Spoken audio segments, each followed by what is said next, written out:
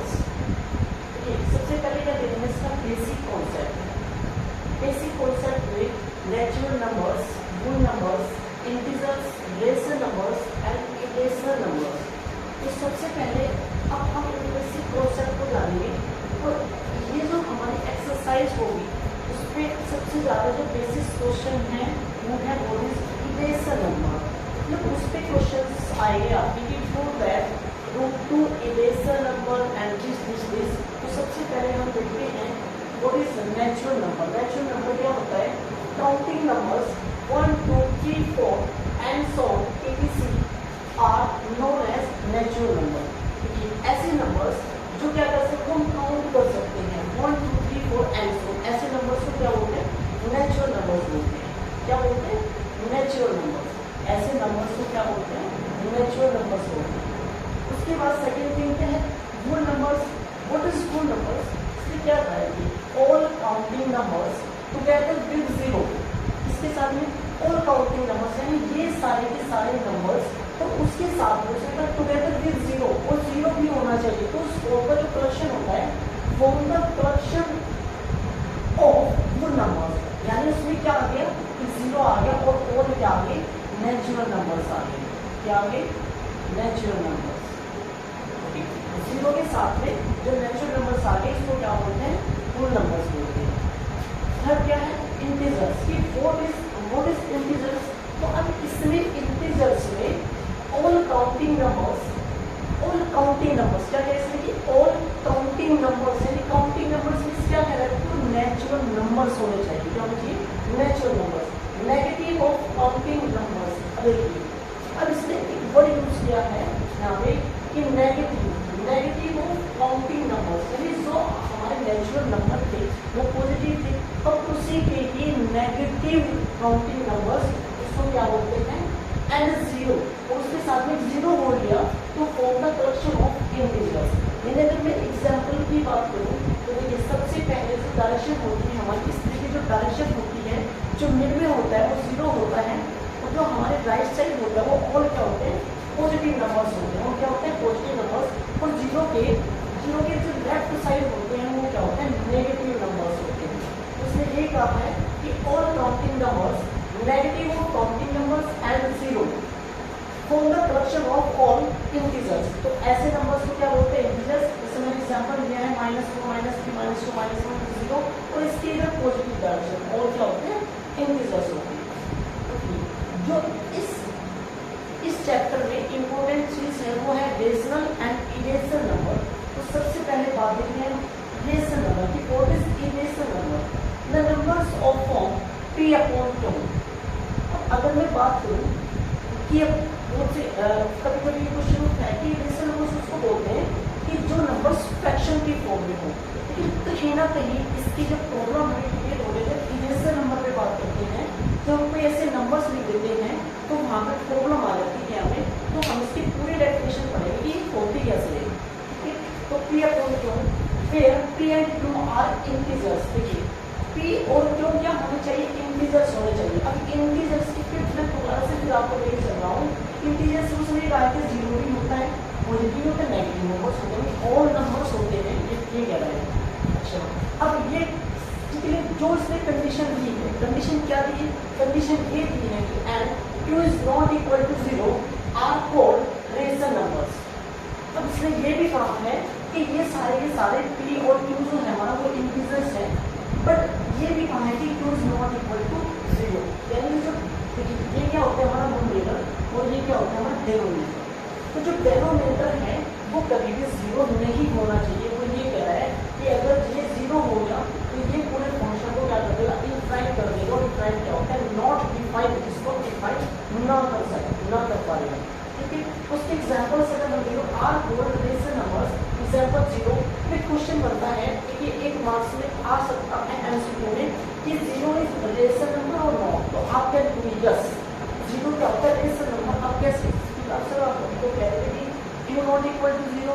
हाँ, मैंने कहा कि क्यों नॉट इक्वल टू जीरो, लेकिन p तो हो सकता है जिसके अपॉन में कुछ नहीं होता है, एटलीस्ट उसके अपॉन में 1 तो होते हैं। तो देखिए पहले में p अपॉन क्यों भी फॉर्म में। अब ऐसे कोई भी नंबर लिखो 3 उसका अपॉन भी 1 लिख सकते हैं। ठीक है, तो 1/2 -6/5 etc ठीक है, ये मैंने जो नंबर लिखे हैं ये भी सिर्फ यही रेशनल नंबर्स हैं। ठीक है, रेशनल नंबर्स मतलब इस टाइप के बहुत सारे नंबर्स क्या होते हैं, रेशनल नंबर्स होते हैं। अब जो मेन चीज है इस चैप्टर से वो क्या है, irrational number. What is irrational number? अब सीधे सीधे लैंग्वेज में अगर हम बात करें, हम ये कहेंगे कि जो रेशनल नंबर नहीं होता वो इरेशनल होता है, वो एग्जैक्ट भी है। ठीक है, irrational numbers, the numbers is not of the four B upon two are called irrational numbers. मैंने ये कहा है कि जो नंबर्स रेशनल नंबर्स नहीं है वो क्या है, हमारे इरेशनल नंबर है। जो नंबर्स रेशनल नंबर नहीं है वो क्या है, इरेशनल नंबर है। फॉर एग्जाम्पल दिया मैंने पाई, कि पाई क्या होता है, इरेशनल नंबर होता है। अब आप बोलोगे कि सर अभी तो आपने बोला था कि पी अपॉन क्यू की फॉर्म में होना चाहिए और यहाँ पे तो क्यों क्या हो रहा है, नॉट इक्वल टू जीरो भी नहीं है। ये तो पाई की वैल्यू सीधी सीधी 22 सही ना रही है, लेकिन कहीं ना कहीं जब हम इसको डिवाइड करेंगे 7 से तो 3.14 या तो इसके बाद भी फोर नंबर्स रिपीट हो रहे हैं। मैंने भी दो चीजें मैं भी आपको चीज बता देता हूँ कि इरेशनल नंबर की जब भी हम बात करेंगे तो वहाँ पे एक चीज निकल के आती है, एक तो होता है टर्मिनेटिंग, यानी टर्मिनेटिंग क्या होता है, क्लास 9 में आपने इसको स्टडी किया होगा। टर्मिनेटिंग वो होता है जिसमें जब हम किसी भी नंबर्स को डिवाइड कर रहे हैं तो रिमाइंडर जीरो आ जाए, यानी वो उसमें क्या होगा, कंप्लीटली डिवाइड हो जाए। कंप्लीटली डिवाइड होने का मैं क्या बोल रहा हूँ कि अगर हम 4 से 2 को डिवाइड कर दे रहे हैं तो 2 में क्या हो रहा है, 4 इनकम्प्लीट डिवाइड होगा, कुछ भी रिमाइंडर नहीं आया, यानी रिमाइंडर क्या आ गया, हमारा जीरो आ गया। उसको क्या बोलते हैं, टर्मिनेटिंग प्रिंसिपल एक्सटेंशन। उसके बाद अगर हम बात करें कि अब ये क्या होता है, नॉन टर्मिनेटिंग या रिपीटिंग टर्मिनेटिंग। ठीक है, एक तो बोला मैंने टर्मिनेटिंग, रिमाइंडर क्या है, व्हेन रिमाइंडर बिकम जीरो और when reminder does not become zero. जब रिमाइंडर जीरो ना आए तो उसको क्या बोलते हैं, रिपीटिंग। क्या बोलते हैं उसको, रिपीटिंग। तो मैं ये चीज कह रहा हूँ कि जो पाई होता है हमारा 22.7, जब हम 7 को डिवाइड करेंगे और 3.14 तो सिर्फ हमने 0.14 2 डेसिमल तक लिया है, उसके बाद भी चीजें क्या होती हैं, रिपीट होती रहेगी, रिमाइंडर कभी जीरो नहीं आएगा। तो पाई हमेशा क्या होता है, इरेशनल नंबर। ये भी 1 नंबर में एमसीक्यू आ सकता है। अब बात आ रही कि √2 √3 ये सब क्या है, इरेशनल नंबर है। देखिए √2 की वैल्यू क्या होती है, 1.414, ये इसका भी रिमाइंडर करके जीरो नहीं आएगा। आप इसके स्क्वायर रूट निकाल के देख लेना। √3 की वैल्यू क्या है, 1.7321। ठीक है, इसका भी रिमाइंडर करके जीरो नहीं आएगा। इसका सबसे इम्पोर्टेंट जो मैं आपसे बात बता रहा हूँ, इरेशनल नंबर में बहुत सारे क्वेश्चन है। तो क्वेश्चन नंबर अगर मैं बात करूँ एक्सरसाइज की, तो एक्सरसाइज से वो आपसे बोलेगी प्रूव दैट √5 इज इरेशनल। तो आपको पता है कि √5 भी क्या है, इरेशनल नंबर है, लेकिन वो ये चीज बोल रहा है आपको कि आप इसको प्रूव करके दिखाइए कि इरेशनल क्यों है, कैसे है। √3 भी बोल सकता है, 4√2 भी बोल सकता है, 1/√2 भी बोल सकता है, 5 - √3 भी बोल सकता है, 2 + √3 भी बोल सकता है। तो बहुत सारे क्वेश्चन बनेंगे, वो क्वेश्चन में सारे इस एक्सरसाइज के जितने भी क्वेश्चन है वो सब आपको सोल्व कराऊंगा। अब ये जो इरेशनल नंबर्स के जो भी क्वेश्चन आएगा वो लगभग या तो 2 मार्क्स में आ जाएगा या एटलीस्ट 4 मार्क्स में भी आ सकता है। इस बार जब 23 मैथ्स के एग्जाम में क्वेश्चन 4 मार्क्स का था, ठीक है, 1/√2 prove that 1/√2 is irrational number. तो इस तरीके से वहाँ पे एग्जाम में आपके क्वेश्चन बनेंगे, उनको हम स्टेप बाय स्टेप पूरे चैप्टर को क्लियर करेंगे। ये जो पूरा मैंने आपको समझाया सारा इस चैप्टर का बेसिक था और इसी के ऊपर सारे क्वेश्चन हैं। सबसे इम्पोर्टेंट जो मैंने आपको बताया है वो ये है इरेशनल नंबर। पूरे चैप्टर में सिर्फ इसी का एक खेल है और वो हमें बोलेगा कि इसको प्रूफ कीजिए कि इरेशनल है। हमें पता है कि ये इरेशनल हो, मैं बोल रहा हूँ √2 इरेशनल, √3 इरेशनल है, √5 इरेशनल है, लेकिन हमें उसको क्या करना है, प्रूफ करना है। और जैसे हम उसको प्रूफ करेंगे तो हमारे 4 मार्क्स पक्के हो जाएंगे। ठीक है, और आगे से 1 by 1 ऐसे वीडियो आती रहेगी। चैनल को आप सब्सक्राइब करके रख लीजिएगा। तो बोर्ड की प्रिपरेशन अच्छे से हम करेंगे। ये सिर्फ एनसीईआरटी से ही नहीं, कुछ स्टैंडर्ड क्वेश्चन हम आपके सामने रखेंगे। मतलब बोर्ड में किसी भी तरीके क्वेश्चन आपके पास सामने आए तो आप उसको तुरंत से सोल्व कर देंगे। कैलकुलेशन की भी आसान ट्रिक हम आपके सामने लेके आएंगे तो आपको बड़ी बड़ी कैलकुलेशन करने में प्रॉब्लम ना आए। हालांकि मैंने एग्जाम्स में अभी तक ये देखा है कि उसके जितने भी क्वेश्चन आते हैं वो टाइम के मैनेज के अकॉर्डिंग आपको कैलकुलेशन देते हैं, वो ज़्यादा टफ कैलकुलेशन नहीं देते हैं।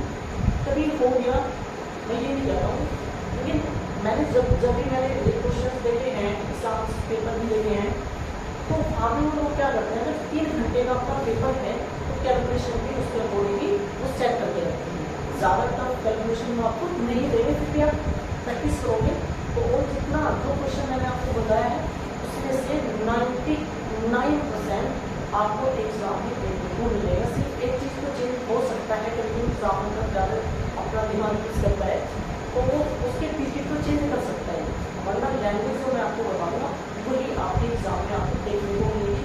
सिर्फ आपको करना क्या है, मेरी वीडियो को देखना है, उस चीज़ पे फोकस करना है, बेसिक कॉन्सेप्ट को पढ़ना है, तो क्वेश्चन जो मैं आपको पढ़ाता हूँ उनकी प्रैक्टिस करनी है। उसके अलावा आपको कहीं पर भी जाने की नहीं है, और आपको सिर्फ घर बैठ के एक वीडियो को देखना है और जो क्वेश्चन मैं पढ़ाता हूँ उसकी सेल्फ प्रैक्टिस करनी है। तो चीज़ें जब आपको घर बैठे ही ऑनलाइन से प्रोवाइड हो रही है तो मुझे नहीं लगता कि आपको कहीं जाने की जरूरत पड़ेगी, और आप स्कूल में पढ़िए, क्लास में पढ़िए, क्लास में आने के बाद भी यहाँ से पढ़िए, तो आपके लिए ये बेनिफिट देगा बहुत ज़्यादा। Okay, thank you.